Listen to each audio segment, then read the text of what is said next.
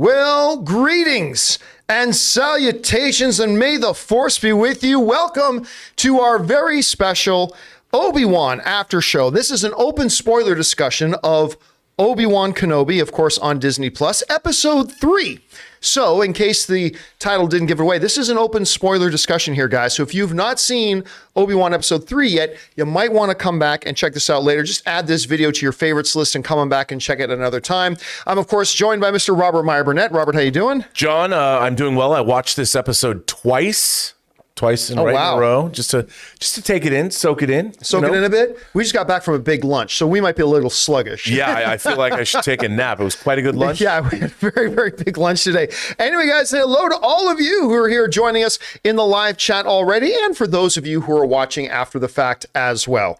Okay, here's what we're going to do. We're going to discuss about our thoughts on Obi-Wan episode 3 for a little bit, and then we're going to go over and take your live comments and questions. Now, unfortunately, you guys had so much to say about Obi-Wan. You guys already filled up the live chat before we started the show, so we're not taking any more super chats at this time, but if you sent them in, we'll get to those in the second half of the show. And of course, we're watching all you guys in the live chat. Hello to Julio and Diego and HI, and there's already about 1,000 of you guys in there. Good to have all you guys here. So let's get into it. All right, last time, Rob, I started with my negatives and then I went to the positives. Today, even though I only have 2 negatives, I want to start with the pros on this episode. Okay. To me, I have seen a lot of people say this is their favorite episode yet. To me, it's still my second favorite episode. Like you got to understand how much I loved episode 1. Like I loved episode 1. Episode 2 for me was a step down. So to me, this is definitely better than episode 2. It's a step back up in the right direction from episode 2. Still like episode 1 a little bit more, but that's just because that's a really high level there. But I'll tell you what, there are a couple things that worked brilliantly for me. Number one, the first thing I got to say about this episode is I could have watched the entire episode of Leia and Obi-Wan in the back of what's this? Seth Rogen's truck. That was Seth Rogen. It would have been so. I could have watched an entire episode of the two of them in the back of that truck, just chatting and having their conversation. That conversation was well written. It was beautifully performed. It had nuance to it. It gave you flashbacks with some nostalgia. You're also getting, I'm sorry, what? There's a brother Kenobi out there. That wasn't an accident, and that ain't going to be just quickly overlooked. Right. Yeah, that's clearly coming into 2023. The other Kenobi, whatever that is. So they're going to do something about that. But like I said, I could have watched the entire episode of just that conversation. It was so great. Speaking of Seth Rogen's little fish face character, whatever, I can't remember, it was Cliff? Whatever his name was. Ree's his cousin. Yeah, something like that. But I can't remember what it is. Guys in the live chat, help me out. What was Seth Rogen's character's name again? It was like a 1-syllable name. I can't remember what it was. The new squid face. Are people saying it wasn't Seth Rogen? It was Zach Braff. Was it Zach Braff? I don't know. Really? I heard it was Seth Rogen. Oh, well, whichever one it was. Maybe it was Zach Braff. If you guys can remember what the name of the guy driving the truck was, Freck. Yeah, was the guy's name. One of the things, nobody would have noticed it, but to me, it was really, really smart. The fact that the Empire, we forget in Star Wars, for a lot of people in the galaxy, the Empire's A-okay. For certain people in the Empire's A-okay. For somebody like Freck, who's like that transport driver through the desert, he probably used to be, attacked by pirates on the road and thieves and stuff like that all the time. Empire comes along. Hey, guess what? Nobody's stealing or attacking my truck anymore. Empire's A-okay with me. And I know that's a little thing, but to me, that's a really good world building thing that gives context that the Empire has legitimate sympathizers, and it ain't just the rich and the wealthy, it's other people as well. So I thought that was pretty interesting as well. I love that we met Game of Thrones lady. I can't remember the actress's name, but we meet her. Mother of the Sand Snakes. Yes. That we get to see her. Sand Snake Mom. Yeah, I've been waiting for her to show up. Right. And so the fact that she's in with the Imperials, but she's actually running an underground railway to Space Canada to get the Jedis out and stuff like that. I loved that. I love that whole thing. And I'm going to say this. Of course, obviously, my biggest complaint about episode 1 and 2 was the performance by Moses Ingram playing Reva. It was so one note. in the first couple of episodes. Like it became difficult, like because you knew exactly the tone she was going to have and exactly how she was coming across. I'm not going to say it's now my favorite performance because it's not, but I will say episode 3 was a noticeable improvement because they actually gave the character a little bit of nuance. We started to understand some motivation.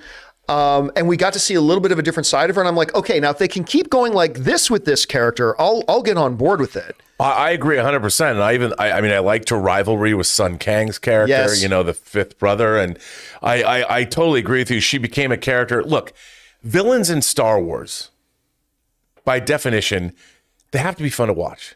Tarkin was fun. Vader's fun. Maul was fun. Hey, I hate the prequels, but even General Grievous is kind of fun to watch. Krennic is a badass. I mean, you've got to have, and being an Inquisitor, come on.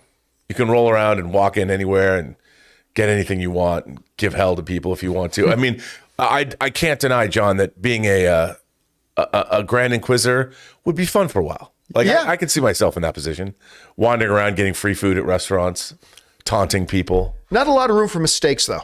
No. Yeah, not a good retirement plan as a Grand Inquisitor. No. But anyway, to keep on with the positives, I mean, then obviously it's the moment Vader shows up. And by the way, somebody had asked me a week ago or so, do you think James Earl Jones is still going to be the voice of Vader? So, I think I heard he's retired from it now.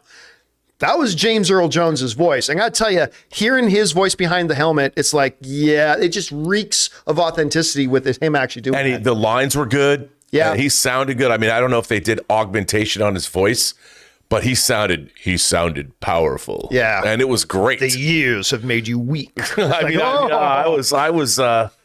I was really taken aback. And I even liked, now we know that the third sister and Vader have a relationship. I mean, they consult and they work for one another. I watched you, third sister. I know what you desire. It was good stuff, man. Yeah. I'm like, all right, okay. This is, going back to his throne, I guess he has a throne now. I like his castle. Oh, yeah, the castle on Mustafar? I don't know if you need to go get toothpaste, where you go get. Oh, you send people out for it. You got stormtroopers. You got the 501st to go and do that where do for they you. go, though? I mean, is there a supermarket on Mustafar or whatever? Alderaan. You go to Alderaan. Okay. Oh, yeah. There you go. You can't do that anymore. But, I mean, even in the lightsaber fight, his movements, while not the ninja-like movements that we would see in the prequels, his movements looked powerful. Like the way Obi-Wan is desperately fighting with both hands on the saber, and like Vader's like one hand in it, and just you could tell he's just like overpowering him, like with every move and with every step, and the whole idea, and just the way the lines of dialogue were simple, but they were filled with so much rage. Right. Like, you did this. I am what you made me. It's like, all that stuff that was such a great line. I loved all that. I mean, I agree with you. I think that I really enjoyed this episode a lot. I don't really have negatives per se. I have two nitpicks though. But yeah, I've got an overall note. But what are your nitpicks? Here are my two nitpicks. All right. Let me start with the smaller one. The smaller one is this. There's a good sense of cutting when the battle going on between Obi-Wan and Vader's happening. That's going on while Reva is starting looking around the streets. And then the cuts to the Mother of Snakes and Leia running down the hallway in the passageway. She doubles back. Leia keeps running. At some point, Reva discovers the passageway. Which, by the way, the secret door to the passageway is a giant red lit up button. It's like there's nothing in this room except this big red button. Yeah. What happens if I press that secret door? Anyway, that's not my nitpick. My nitpick is a lot of time had passed from when Leia began running down that hallway to when Reva found it. And then all of a sudden, Reva's already there at the end. Okay, so again, that's not a plot thing. But I mean, that's something that can pull you out of it. And it happened right near the end, so whatever. So that's nitpick for me, number one. The other nitpick, though, is that near the end of the fight, Vader reaches out through the Force, grabs Obi-Wan, choking him out, starts the fire, which, by the way, this was freaking horrific and amazing. Like, slams on the ground and drags him in the fire, just like Obi-Wan left him burning. It's like, your suffering has just begun. And like, oh my God. Like, here we go, right? Okay, all right. So Lady Mother of Snakes comes and rescues Obi-Wan, sets up the big fire, preventing the stormtroopers from being able to get through and go get him. Okay. I'm pretty sure I just saw Vader use the Force to reach over that distance to grab Obi-Wan. I might have missed it in the holocrons, but can the Force not work through fire? Is fire a natural Force blocker? I mean, so again, not super important. It's just they should have put in another mechanism into it that something comes that blocks off Vader rather than, oh no, there's fire. Oh, what is Vader, like Frankenstein's monster now? Fire. Like, I mean, I don't know. So those are my two nitpicks. But listen, for me overall, I thought this was a return to form from the first episode. I enjoyed it very, very much, and it ended leaving me wanting to see what happens next. So for me, it's a winner of an episode. What were your general thoughts on the episode? Well, I'll say that I liked it, but I have, there is a problem, I think, with these Star Wars shows, and I think that Obi-Wan exemplifies this. There's no real narrative thrust here. So we're in episode 3. They might as well be making this show up as they go along because there's no story.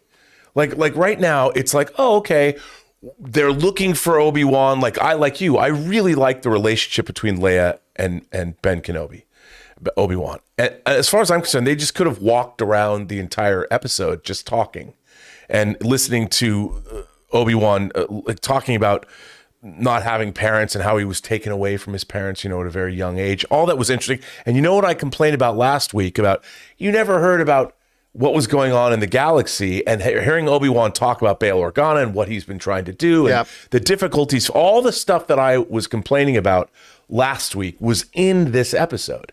And I really appreciated that. I really liked seeing Vader suit up, that Rambo montage where I liked all that. Yeah. It was great seeing him suit up, and all that stuff was great. And I really did enjoy the world building. Like you said, I like the fact that these stormtroopers like work-a-day dudes. Yeah. And there's all these things that I really liked, and that I kept, to me, everybody's Dex. Because that guy, he might as well have been. But the friendly neighborhood truck driver, who picks people up and ferries them down the road and all that. The problem was, I never felt like there was any real jeopardy, and they were just kind of moseying down. Yeah, we'll get to the spaceport, and yeah, we'll go back to Alderaan. But it didn't feel like there's 3 more episodes of this show. I have no idea where this plot is going. I can't anticipate this show from a narrative perspective. Now, obviously, when Vader shows up, they're filming them in almost pitch black.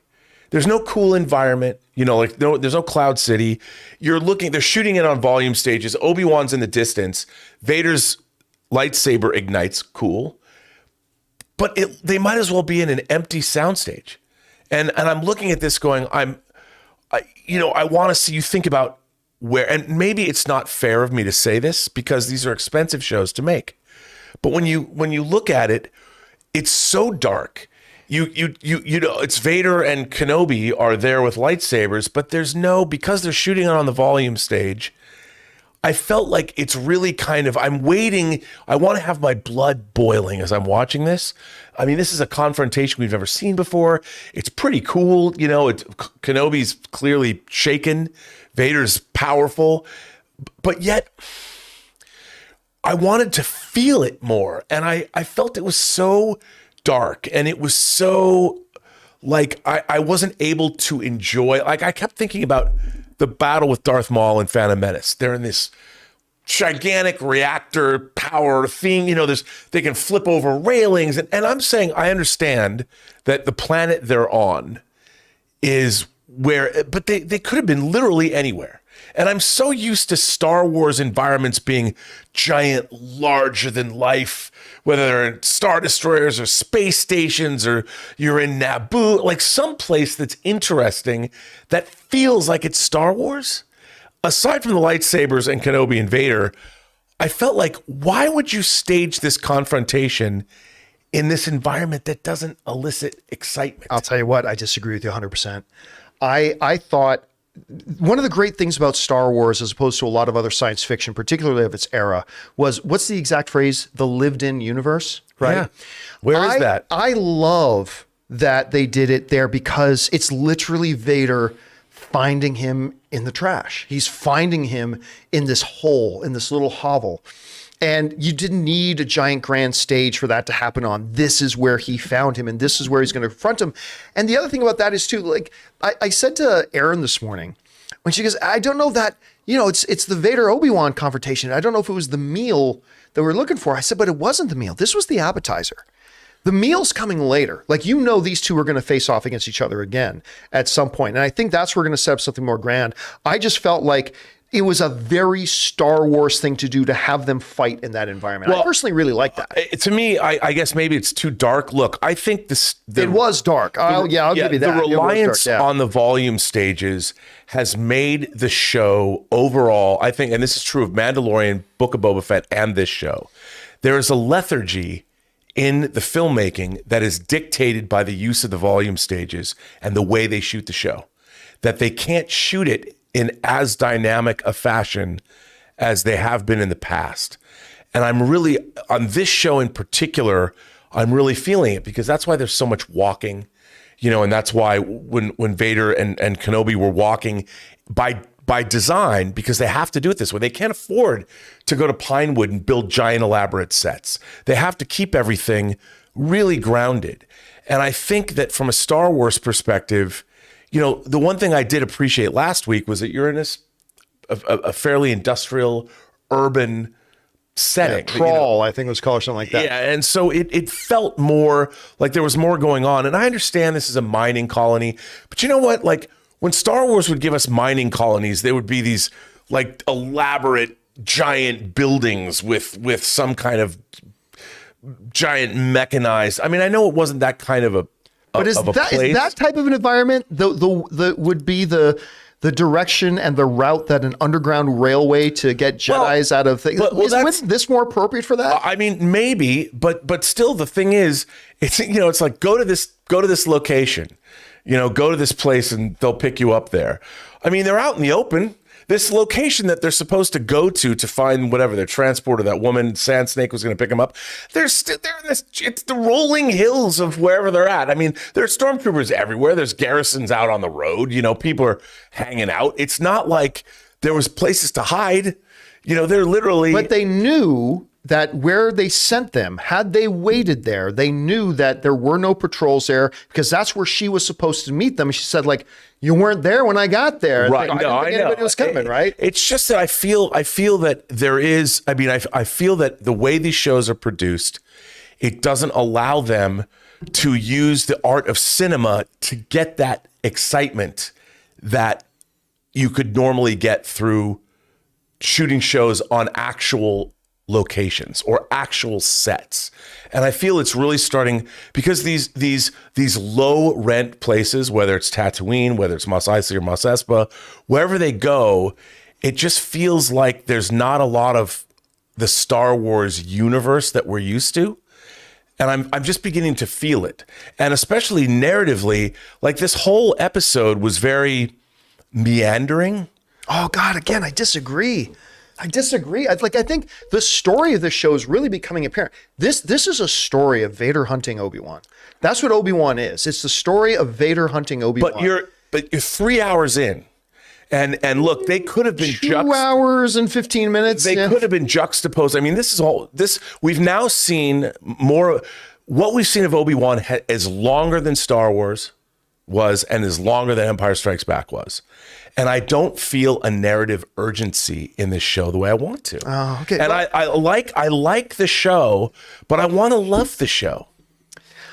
I mean, listen, that is the ultimate spoiled generation that we are complaint, right? Well, no. But I say that all the time, right? I mean, it's like, I'll talk about the MCU. It's like, there's a lot of the MCU that's come out these days that I like, but not a lot of the MCU today that I love, like I used to love a lot of the different things. I don't know. I think, look, we have to understand, going into a Star Wars show, you have to understand these are not being made with movie budgets. And it's not something like an MCU show where the MCU is supposed to be taking place in, 2025 or on a New York set. That's easy. But to create the types of worlds and environments and whatever that Star Wars would have to do on a Disney Plus show, like you always say, it's about character and story. And I think this show is delivered on character and story. Well, look, I think I don't disagree with that. But what I'm missing is a narrative thrust to the proceedings. If this was truly a show, like having seen what we've seen, I would love to have seen the juxtaposition of Vader as opposed to Obi-Wan and where they were at. And so you're watching this story, because if it truly is the story of Vader hunting Obi-Wan, then we have to see these two entities. Most specifically, it's a story of Obi-Wan being hunted. Right. And it's because I think that's a key there. This isn't a Obi-Wan and Vader show. It's an Obi-Wan show. So the story of Obi-Wan being hunted, it's being told from his perspective, and including the characters like Leia and whatever that are in his immediate orbit. Sure. So Vader's going to be given, as he should be, I think, Vader needs to be given secondary treatment as the antagonist of it, but not on equal footing as Obi-Wan. Well, not necessarily, but I mean, I think that it's still, I don't know, it still feels a little lopsided because I don't feel a narrative urgency to these yes, I disagree. I do feel the narrative urgency there, but that's the great thing about these stories, man, is that they all hit us in different ways. Yeah. And yeah, but anyway, guys, the question is, really the important thing here is, what did you guys think of Obi-Wan episode 3? We're going to get to that, and we're going to start reading off the questions and comments, thoughts, observations, and theories that you guys have sent in right after we take a second and hear a word from the sponsor of this episode of the Obi-Wan After Show, our friends at Mint Mobile. Guys, we want to thank the sponsor of today's video, Mint Mobile. You know, the one with the delightful ads with good Canadian kid Ryan Reynolds. So look, after years of fine print contracts and getting ripped off by big wireless providers, if we've learned anything, is that there's always a catch. So when I first heard that Mint Mobile offers premium wireless starting at just $15 a month, I thought, what's the catch? But after talking to them and using their service, it all made sense.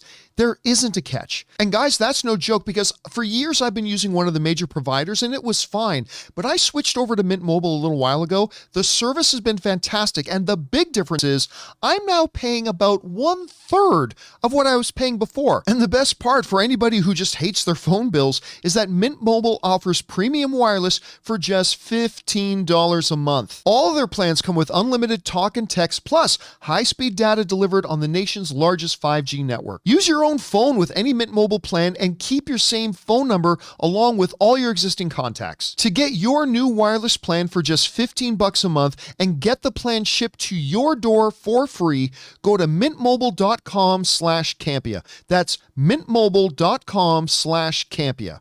Cut your wireless bill to $15 a month at mintmobile.com/Campea.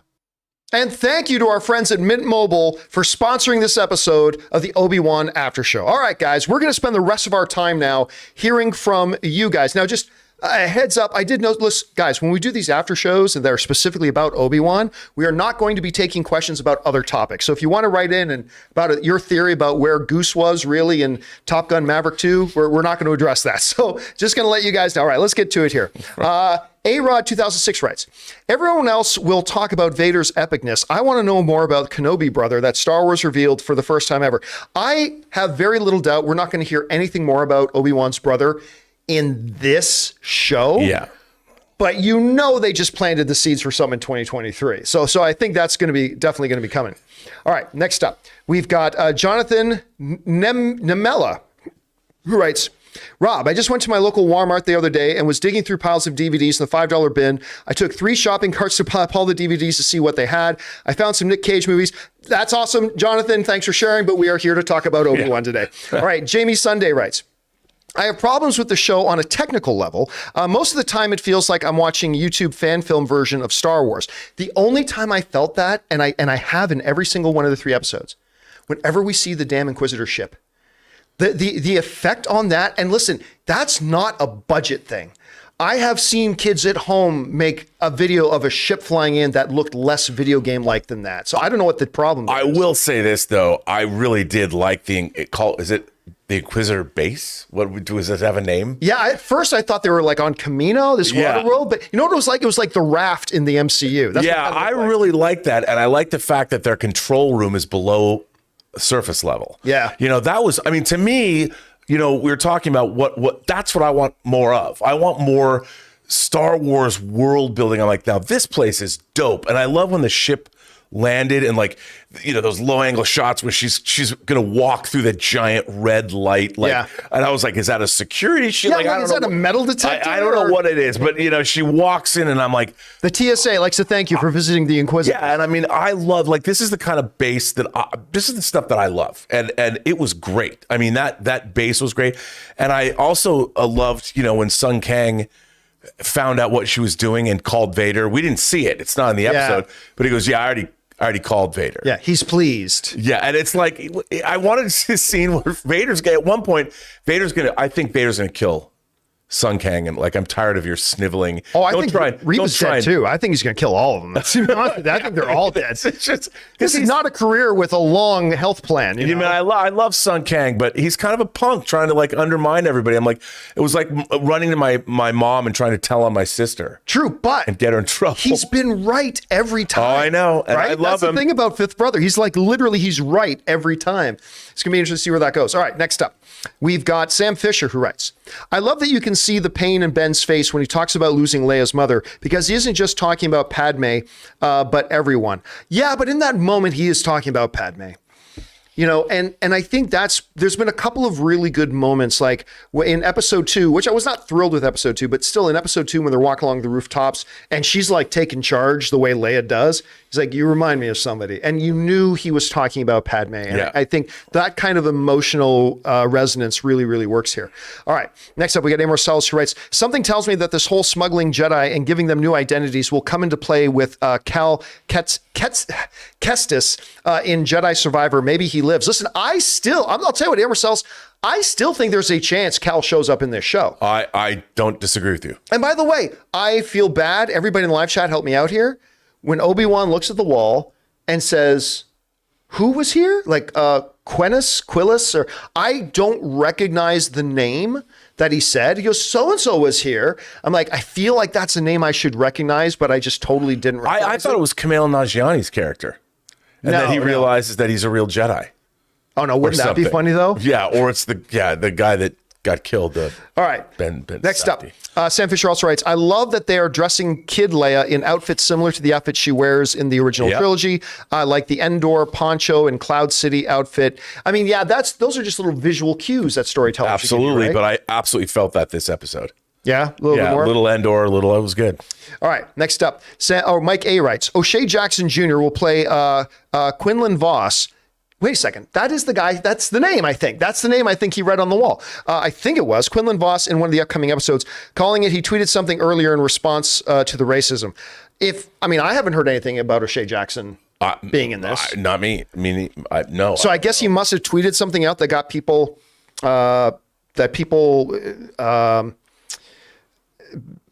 what was I saying? I lost my train of thought.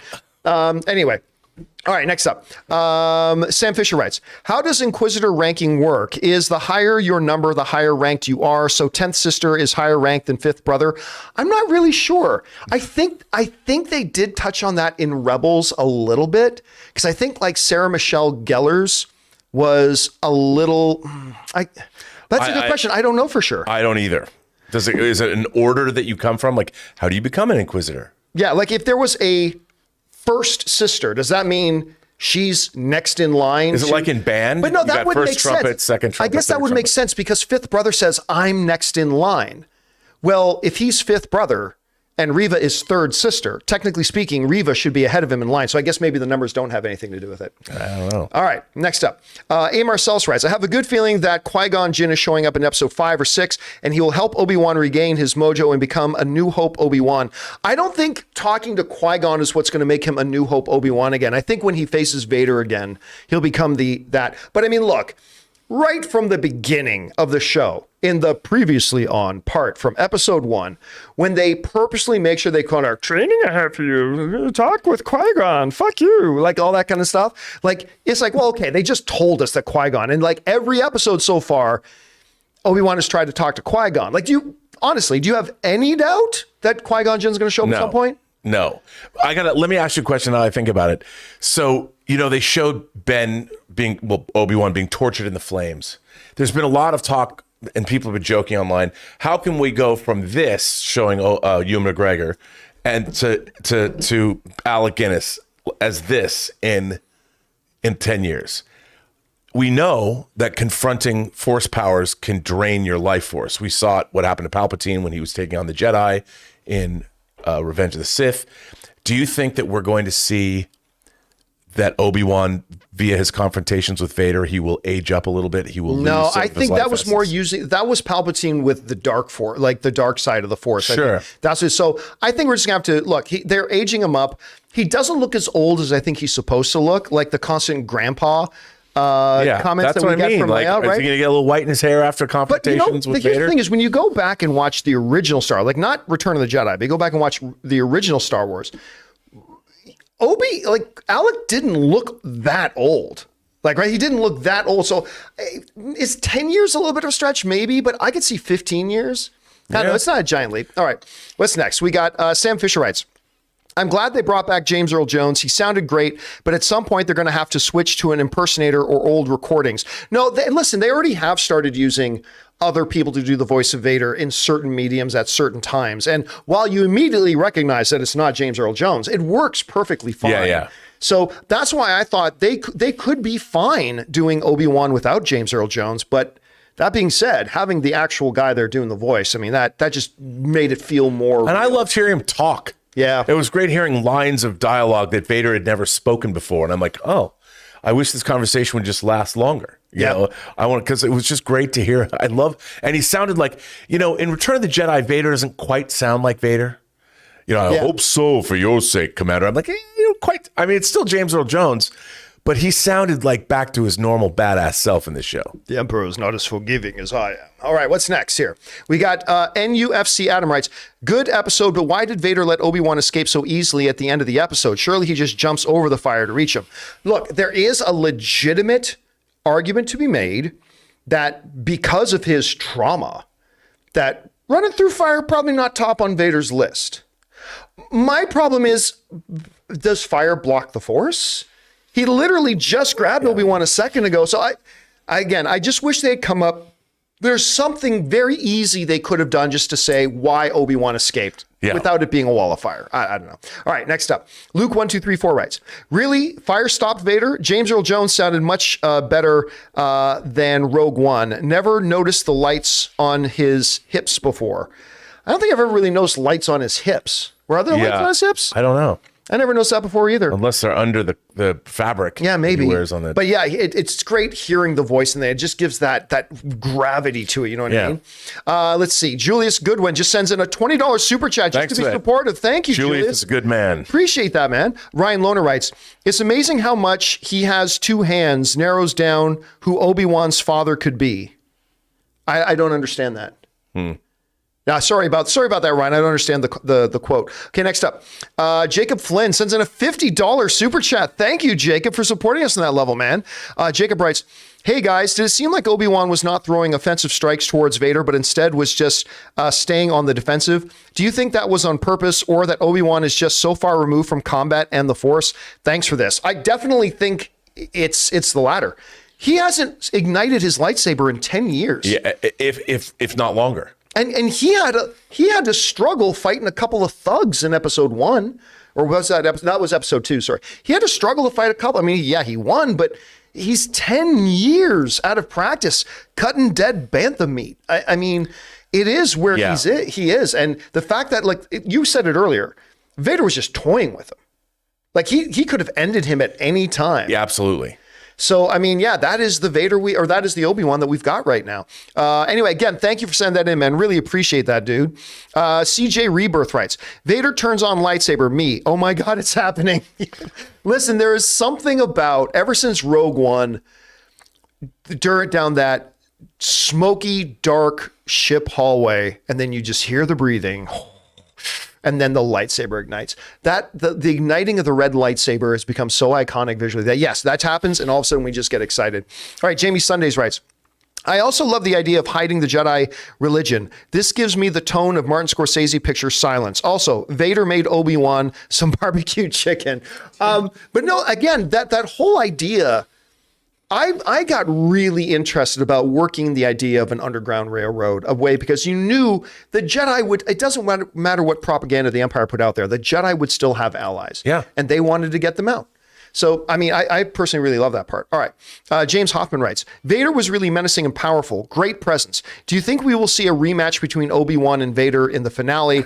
I mean, to me, that is, you don't want to say 100%, but it's 99.5%. Like, I'll be so shocked if they don't have a rematch in this show. Me too. And also, if you think about it, now that Obi-Wan Kenobi knows Vader exists, he has to hone his powers, because he doesn't know what's going to come after these kids, man. I mean, right now, I think part of, like we talk about, this show is really about Obi-Wan being sort of reignited as his own lightsaber. Ignited. You know, I mean, that's what he needs. He needs to find that flame that was burning inside him before. And no, he really does, but in all seriousness, because if he doesn't, those kids are going to die. Yeah. Or worse, you know, they're going to get consumed by the Empire, by Vader himself. So Obi-Wan, if this show, and it appears to be, is about Obi-Wan's sort of rebirth, getting a new sense of purpose, which I think that's always a great story to tell. He's going to have to figure out, he's going to have to dig deep. And I think that confrontation with Vader is what's going to put him over the top. I mean, that's going to bring him back, or at least almost the way back to where he was, because otherwise he'll be no good to anyone. What do you think of the chances of us having a time jump? What I mean by that is 2 years later or something like that. Do you think, because I think one of our viewers wrote in earlier today and said, I bet you the next episode is going to be like just like Obi-Wan in a bacta tank, and it's all a flashback to him and Anakin back during the Clone Wars or something, which is certainly possible. But what do you think about the notion of at some point in the remaining 3 episodes, they literally are going to jump forward like a year or 2 years? You know what? I could see something like that happening, because like I said, what's the narrative thrust? Like right now, the confrontation has happened, but it's not like, other than we have to get Leia back to Alderaan and her folks. But I do think that remember I even said, I think last week, that what if this episode opened with a flashback to the Clone Wars? Right. Yeah. And I think we're going to see that. We've got to see a scene, because we actually saw very little of them working together in the Clone Wars. We saw them always in relation to Padme, but what about all the times they were fighting in the Clone Wars with one another that was outside of the Skywalker? Yeah, they did a lot of that in the animated series. Yeah, but a lot in the animated series. I think we're going to see, wouldn't you want to see something like that in live action, or some kind of a confrontation that informs what's going on now? Here's the funny thing. While they both still look great, you're going to have to de-age them. No, absolutely you will. Even though they both still look really great right now. Okay, next up. We've got Josh Kahn, who writes, I enjoyed this episode more than 2 until the end. Vader just letting Obi-Wan go, and Reva somehow getting to the other side of the tunnel before Leia made me roll my eyes. I do too much of that here. Yeah, but here's the thing. I agree. You've heard me say both of those things. I agree. But those are 2 moments. Right. They're moments. Like, the things that bother me a lot more are story arc inconsistencies. It's like, wait a minute, this makes no narrative sense, blah, blah. Like a moment like, hey, how did Reva get from there to there? The Force. While that does pull me out of it for a minute, they are moments. And so they don't really bother me that much. I don't know. Did you find it pulling you out too much? Or? No, because, look, it's a narrative shorthand, and you know that she's going to show up. So that doesn't bother me. It's not like Leia's running at full tilt. She's not an Olympic, track and field champ. Maybe it is possible that run, that Leia thing could have been 2.5 miles. And it could be that once Reva found the thing, because remember, she never crossed paths with Mother of Snakes either. No. So it could have been after discovering the tunnel, Reva might have gotten in one of her ships, scanned down, saw the thing, I'm going to fly to where this goes. So, but even if they don't explain that, it's going to be a bad moment, but it's still just a moment. Anyway, next up, we got Victor Edbon, who writes, is that Rian Johnson playing the corpse at the end? Oh, you know what? I don't know. it wouldn't be the first time Star Wars did something like that. I don't think so, because I think he was a bigger guy. I mean, it would be kind of funny if he did. It would be really funny if they did. I actually have to go back and look at that again to see. All right, next up, A. Marcellus writes, the ranking for Inquisitors is Grand Inquisitor is first, and then all other Inquisitors come after, no particular order. Okay, there you go. That makes more sense. Thanks for that, A. Marcellus. Neurostrike sends in $100 super chat. Thank you, Neurostrike, but that's incredibly generous. Thank you, man. Cool name, too. That is a very cool name. And Neurostrike writes, loving the show overall thus far. I think Vader let Kenobi go because he's been slashing through all obstacles to prep for this rematch, and he expected much more than the shell of a man his old master is. So he drags him through some fire. Pain is an excellent motivator. You know what? I don't think Neurostrike may be way off on this. I don't either. There could be something, because if you're Vader and for 10 years you have been dreaming about, fantasizing, envisioning, doing everything the secret tells you should do to try to manifest this reality that you would come face to face with Obi-Wan again, and then you get to it and it's a child. It's a weak old man. Yeah. They could explain a little bit later, like, that wasn't how I get my revenge. That wasn't how I get my revenge. I need to savor this. This needs to be sweet. So I don't know. What do you think? Do you think they could do that? I think absolutely. And, I just keep thinking about Vader and Empire, if he could be turned. maybe that's what he wants to do. He knows Obi-Wan can't be turned. I don't know. I don't know. It is a broken Obi-Wan. That's what I'm going to say. Do you destroy someone's soul? You batter them down like he's in a cult or something. You hammer them and hammer them and hammer them and take everything they have away. Come with me, kind of a thing. Could be interesting. And you and I will just, like we did in the Clone Wars. Yeah, and why not? I mean, when you're battered down enough, when you turn into somebody who's suffering enough, he's been suffering for 10 years. That's a long time. It's a long time. All right, next up. We've got, by the way, again, thank you, Neo Strike, for that. And that is a great theory, man. All right, Aiden Foley writes, Vader choked the father, snapped the neck of the son, and left the wife alive to grieve. Vader was relentless as hell in this episode. Like, holy crap. I'll tell you what. The snapping of the kid's neck was disturbing to me. Yeah. It's like, everybody loves Vader. He's one of everybody's favorite Star Wars characters. Kids have Vader toys. And it's almost like Deborah Chow went, we need to remind everybody what Vader really is. And he snaps the neck of a child. And obviously, he was putting on a show for Obi-Wan. He knew Obi-Wan was there somewhere. And he's walking through saying, hey, I'm going to do this all day. And it's your fault. And it is your fault. This is all in your hands, man. I'm killing innocent people. Whatever. You want to come out of the woodwork. And he knew Obi-Wan was seeing it. Yeah. And there's just something about that, because it's like, don't forget, the turn of Darth Vader back to Anakin does not happen for another 20 years. That's a long ways off. That second Death Star is a long ways off. This is Vader in his most ruthless prime. And the lives of everybody else is just meaningless ants. And just, again, the snapping of that kid necks. I mean, Anna and I are watching it, and like both of us out loud said, damn. Like it kind of, I thought he would like choke the kid a little bit and let him go, right? No, it's that was brutal. It's amazing they let this guy be redeemed. All right, next up we got K Major, who writes, it was clear that Vader was playing with Obi-Wan. Vader even said that the years had made him weak. That's true in regards to both body and mind. Obi-Wan was getting pwned nonetheless. Barbecue, anyone? Yeah, and again, going to what Neurostrike was saying a little bit earlier, I think that sets up a scenario where I don't think Vader was finding it very satisfying. And you know what? It would only make more sense that, yes, he easily could have, with the Force, reached through, grabbed Obi-Wan, and pulled him right back in. But I think he said, no, this isn't the way I want to do it. Let him heal up, and then I'll come back and smack him around. I don't know. We'll see if they do that or not. All right, Ismail Montoya writes, hey, Ismail. Hey, guys, I'm still not a fan of Reva. I think they made her character too coincidental. Most of all, how can she be buddy-buddy with Vader? If you recall, Vader's final words to her, fail me and you won't live to regret it. I don't know that the term buddy-buddy applies here. She's a tool.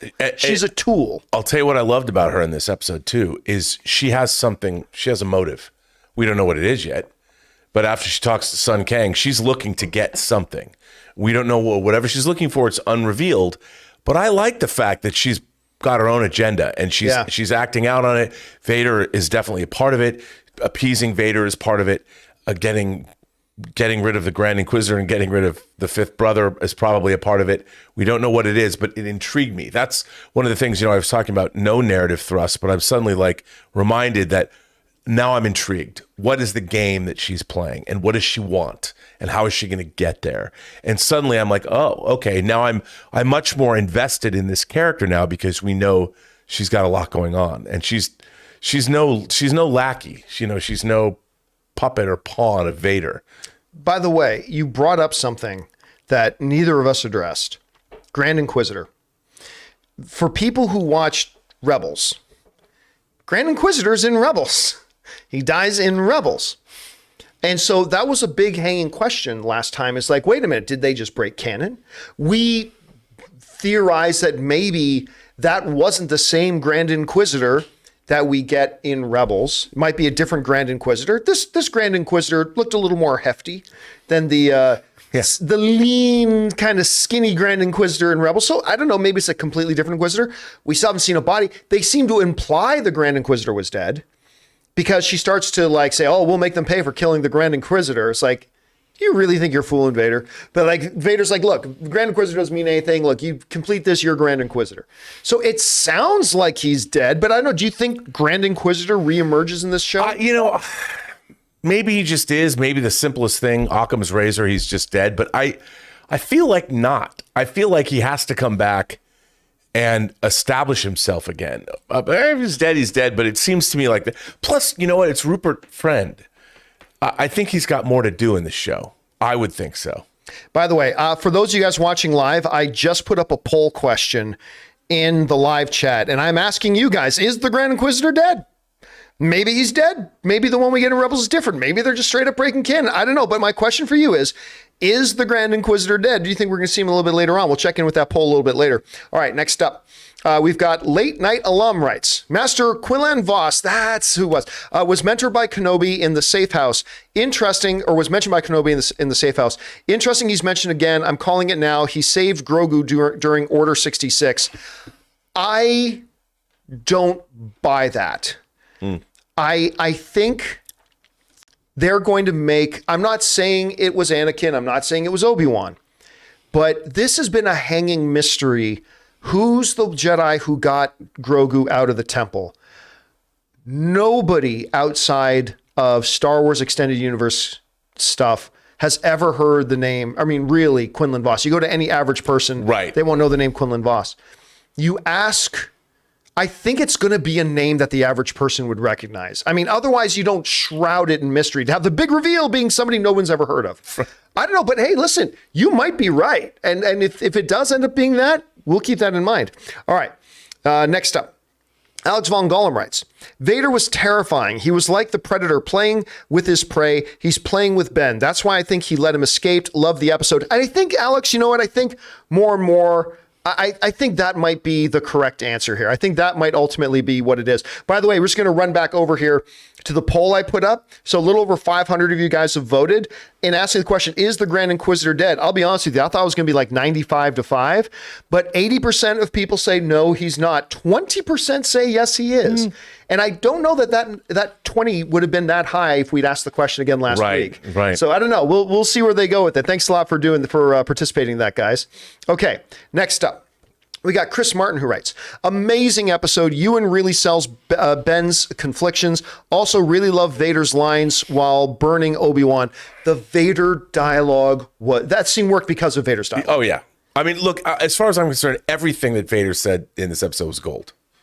And hearing the powerful Vader. I mean, it was great. Both in his conversation with Reva at the beginning. Everything. I mean, it was all of it was peak Vader for me. All right. Next up, we got Santiago Lugo who writes, I love how many worlds we are getting to visit. Yes, you know what's great? We're not on Tatooine anymore. Thank God.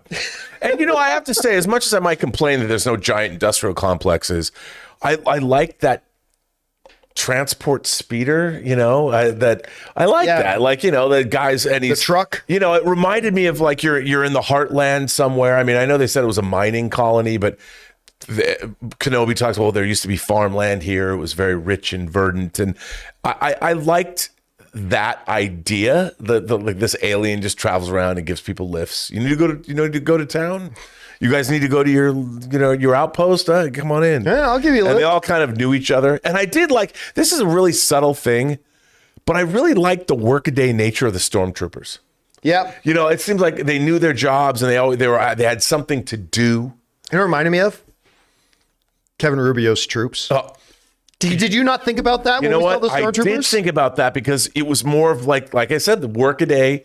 These guys they're at work. That's not. You think that the stormtroopers are almost like robots, but you forget they're not. They're people. Yeah, they're people. They're conscripts or whatever, part of this army. And I have to say, John, I kind of felt bad for all the stormtroopers that Kenobi They were straight just up doing their killed. job and they straight up get murdered. I mean, and Kenobi did a good job. I mean, he hasn't found out where to fight with his lightsaber yet, but give him a blaster, he'll straight up murder dudes. And Civilized. I mean, he killed a lot of dudes in that episode. A lot of murder in this episode. All right, next up, Fangblaze71 writes, the Inquisitor's base was so cool looking. It was. The design was great as a base of operations. I want to get a sense of how many Inquisitors there are. Because right now they've only showed, other than the Grand Inquisitor, they're only showing us 3.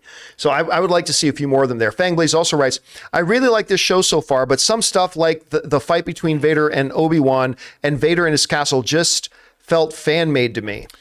I don't disagree with that. I mean, listen, I said there are elements of the show that are feeling fan-made to me. Like whenever I see the Inquisitor ship, it feels like somebody made it with Unreal Engine 4, not even 5. I mean, like 4 or something like that. But not that part. And also when Vader is talking to Reva, I know it's a hologram and all that, but he's just sitting down.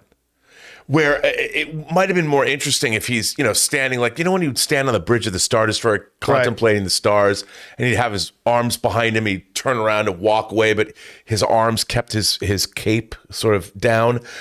I would have liked to have seen him standing, looking out at the lava flows or something and getting an establishing shot of him looking out the window, and then he turns and addresses a hologram or has to walk out or something. But I understand, but I think that's what our viewer is meaning by saying it's fan made. I want more production value because it's such a cool room. That castle is so cool. It is. All right, next up. We've got Tim Platt, who writes, is it me or did James Earl Jones sound even better in this than he did in Rogue One? He absolutely did. Yep. I heard James Earl Jones, but felt Hayden Christensen magnifique. Yeah, listen, when we heard him in Rogue One, you could tell it's an aging James Earl Jones. And I don't know if just James Earl Jones decided to do something different or if they modulated his voice a little bit, but it sounded like true classic era James Earl Jones here. Yeah, and he didn't sound like in Star Trek Picard, Patrick Stewart sounds his age now. Right. You hear his voice. This is 1977 Vader. Yeah. And I'm wondering, because there is software, they could probably take his voice and the original and match it, sound wave and match, because this still sounds good. But man, maybe that's why I loved hearing him. Like I could have watched this whole episode if Vader just wandered around, choked people out and talked. Snapping necks. Pontificated, talked about where he was at. Like, I wouldn't look like this if it wasn't for you, you dick. 48 minutes of, have you seen Obi-Wan? Nope, snap. Have you seen Obi-Wan? Nope, snap. Just 48 minutes of that. That would have been great. All right, Suthius writes, okay, the dead pilot that was shown laying on the ground, was that Ryan Johnson? The second person asked. It looks a lot like him. I've seen a few others who think so. Again, I didn't really notice. I'll have to look it up. To be able to see for sure. Actually, there's a friend of ours who works very closely with Ryan Johnson. We should probably ask him. Yeah. Because he would know if that's Ryan Johnson. No. So we'll look into that. All right. Next up, Santiago Lugo writes, part 1 and 2. Agree with Rob. I'd like to know the geopolitics of the galaxy better. What is the power of the Imperial Senate? That's part 1 of 2. Is his below there? Oh, yeah. Or is it separate? No, I think it's probably the same thing. Oh, yeah, maybe it's part of the same thing. I would say this. That, honestly, to me, if they were doing that, I would be asking, why are they wasting screen time on a show that is only 6 episodes long? Like, whenever we watch a regular TV show about a guy on the run from the law, we don't have to get in, what is the current political temperature of America while this is going on, right?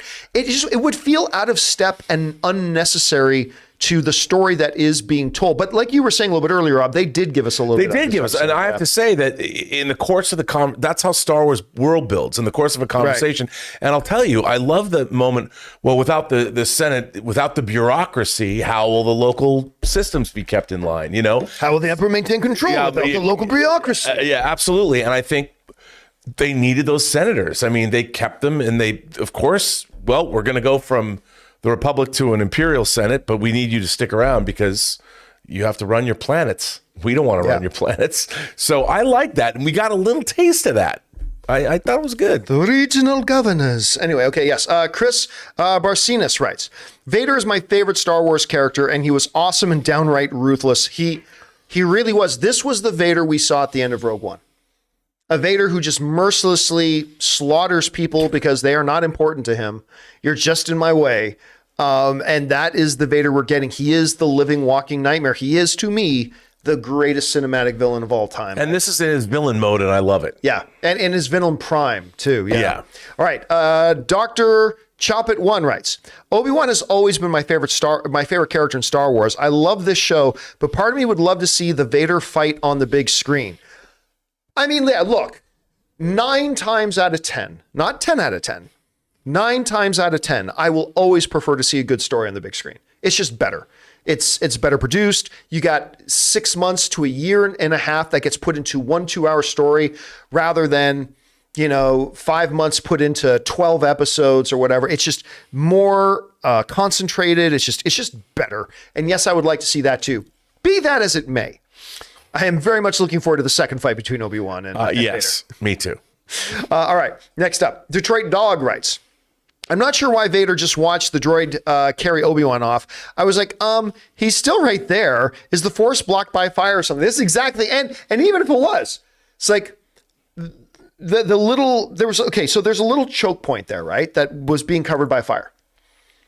Is there an impenetrable, like Game of Thrones of a sized wall going, like, could the troopers not just gotten in one of their speeders and driven around the hill? I mean, it's like, oh, well, there they goes. Really? Because we have spaceships.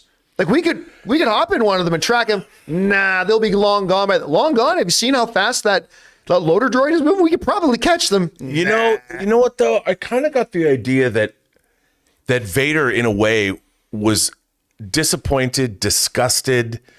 He's like this Who's man, unsatisfied. Yeah, and unsatisfied. He does not. I think Vader was like, this is pathetic. See, I didn't think so before, but once they brought up, I think he let him get away. I'm starting to believe that. Absolutely. He's like, whatever. I mean, this guy is like, he's probably dreamt of taking this guy out if he's still alive for 10 years. And this is it. This is like enough. He's not even worth my time anymore. We can't even stand in front of each other and do the lightsaber twirl for 5 seconds. Yeah, no, I mean, we can't do it. Like, what kind of life is this? All right, next up, Alex Von Gollum writes, again, Ewan gave a mesmerizing performance. You can feel all his pain, hopelessness, and brokenness. Him calling Qui-Gon that way is heartbreaking. Yeah, and in the middle of one of these episodes, he's going to be doing another one of those, and then Obi-Wan. You're just going to hear him speaking back to him, and it's going to, it's Liam Neeson. He has a particular set of skills. He's going to tell Obi-Wan, you used to have a particular set of skills. Yeah. Let's find them again. When did you become such a bitch? I mean, he's going to have a real hard heart-to-heart with him. All right. Let's see. We've got Y has subscribed to your channel. Thank you, Y. And then we just have some support here from D. Shelton 1109. The Nethcast has sent in support. People becoming members. Thank you, everybody. Wow, is this such a... and our friend Connie sang. Hey, Connie. And that's it. And guys, that'll do it for episode 3 of Obi-Wan here on our Obi-Wan After Show. What did you guys think about the episode overall? I had a couple of nitpicks with it, I do, but I still think it was the second best episode so far. I had a lot of fun with it, and I think it was just kind of the appetizer building up to something. And now that viewer brought up the whole idea that Vader just let him get away, I suddenly feel even better about the episode now. Yeah, no, that makes a lot of sense. that's how kind of I saw it. You know, because there'll be another time. There'll be another time. And it'll be more satisfying. Okay, you know what is not satisfying? We started watching Obi-Wan 5 days ago. The series is now halfway over. Yeah. This 6-episode BS, I really hope they get over this pretty fast. So, Well, maybe there's 7, 8, 9, maybe 10, 7, John. 8, 9, and 10. Because look at Stranger Things, man. They're doing 9 episodes, and every episode is well over an hour. And the final episode's 2.5 hours. I mean, yeah, so come on, Disney Plus, get with it here, guys. Netflix's stock? No. Yeah, but have you seen Netflix's stock? Producer Jonathan says. Wow. Yeah, Disney Plus is clearly winning there. Anyway, guys, thanks a lot for being here. Don't forget to come back again next week when we do our episode 4 coverage of Obi-Wan. And by the way, next Wednesday is going to be busy because not only Tuesday at midnight is there episode 4 of Obi-Wan, we got episode 1 of Ms. Marvel.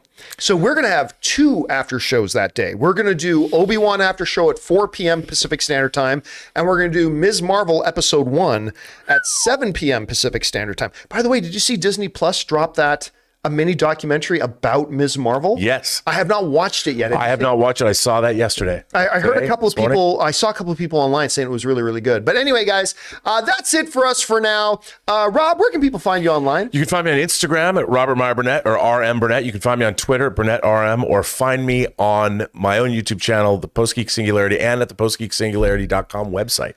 And of course, our thanks to producer Jonathan, who's been running the show here today, as he always does. And thank you to you guys for being here. Big special thank you to all you guys who sent in your comments, questions, observations, theories, and everything. Number one, because you gave us some great insight into Obi-Wan Episode 3. And of course, you supported our channel at the same time. And Neurostrike and one of our viewers as well sent in a $50 chat. Neurostrike sent in $100. Thank you guys especially for that.